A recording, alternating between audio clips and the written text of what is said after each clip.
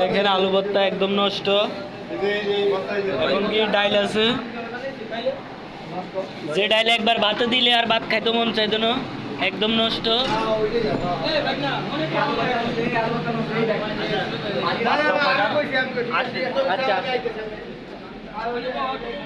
এই মাছ, ডিম এগুলো ফালাই দেওয়া হয়েছে। এখানে ভর্তা আছে কয়েক কিসিমে,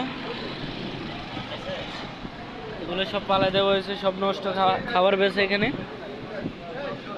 এখানে মুরগি, মাছ সব নষ্ট। এই ডাইল